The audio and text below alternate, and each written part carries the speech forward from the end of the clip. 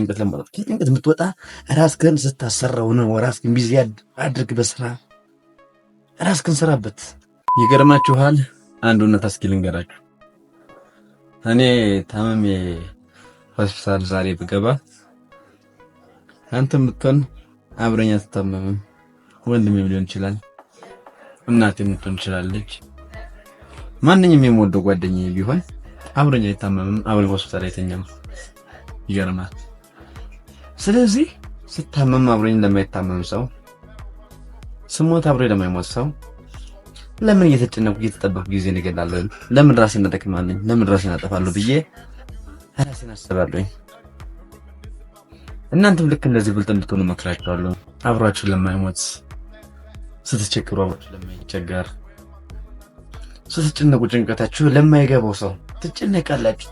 ዛሬ በተታመምኩ ይገርምሃል 1 ሚሊዮን እንዳዝወልድ ይመጣ ነው እንጂ ህመምን የምታገግምበትን መንገድ ሊመክርህና የምትታከምበትን ገንዘብ ስፖንሰር ሊያደርግልህ አይደለም የመጣ። ችግርን ሊጋራህ አይደለም የመጣ። ጭንቀትን ሊካፈላት ነው። ይኸው ሰጥቶ ለማለት መቼም ሰው ምን ይለኛል ለማለት ያክል ነው። ስለዚህ ከነዚህ አይነት ሰዎች ጋር እየኖርክ ራስህን አታስጨንቅ እልሃለሁ ወንድሜ። ንቃ እስኪ። እስከመቼ ነው አንተ የምትዳከመው? ደግሞ ኃላፊነት ውሰድ። በቃ ሲጋራ ማንጨስ ለመድክ። ለምንድነው ሲጋራ ማንጨስ የለመድክ ስትባል እከሌ አናዶኝ፣ ፍቅረኛ አናደኝ፣ ከቤተሰቦች ጋር ተጣልቼ ንዴቴን ለመበቃት ፈልጌ።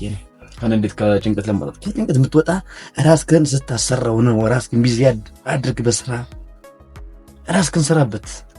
መጽሐፎች ስታነብ ጭንቅላትን ትለውጠዋለህ። አንተነትን መቀየር ትጀምራለህ። እንዴ ለአንተ ሲባል እኮ መድፍ አይተኮስም፣ መሬት አይሰነጠቅልህም፣ ተራራው አይዘፍንልህም፣ አይጨፍርልህም፣ ጨረቃ አይረግፍልህም። እንዴ ምን አይነት ሰው ነህ? መንቄ የለህም እንዴ? ራስህን በቃላት እንውሰድ። በሰዎች ማላከክ አቁም።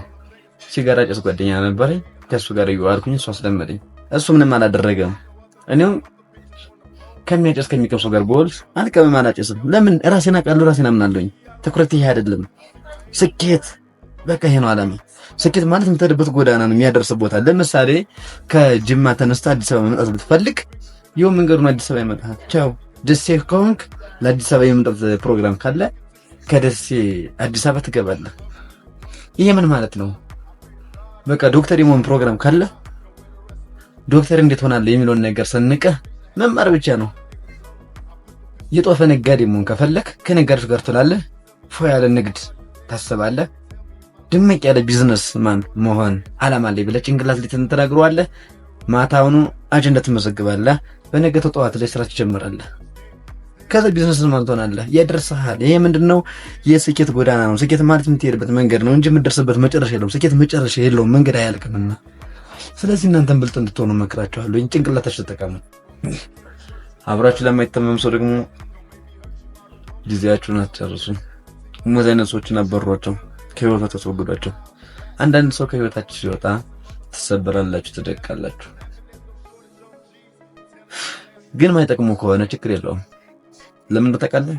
ነገሮችን ሰው አድርግ ስላለ የምታደርግ ሰው ከሆነ ደግሞ አንተ ሰው አይደለህም፣ አሻንጉሊት ነህ። ሰው ባላት ትታዘዝ። ይሄን ባድርግ በዚህ ያዋጣኛል። ራስህን ራስህን ጠይቅ፣ ራስህን ፈትሽ፣ ከራስህ ጋር ተወያይ፣ ከራስህ ጋር ተዛመድ። ለአንድ ሳምንት ራስህን ጠፋ፣ በቃ ከሰው ይጣራቅ። ለአንድ ሳምንት ከጓደኞች ራቅ። ለአንድ ሳምንት ስልክህን አጥፍተህ አጀንዳን ያዝና መዝግብ።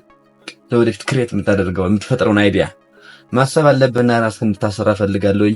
ሱሳን ከሆናችሁ ደግሞ በዚህ አጋጣሚ ከሱስ እንድትወጡ ነገራችኋለሁኝ። የተሻለ ሌላ ቪዲዮ ሰራላችኋለሁኝ። ሀሳብ ስታችሁ ኮሜንት አድርጉልኝ። ቻናሌን ሰብስክራይብ በማድረግ አበረታቱኝ። እወዳችኋለሁ።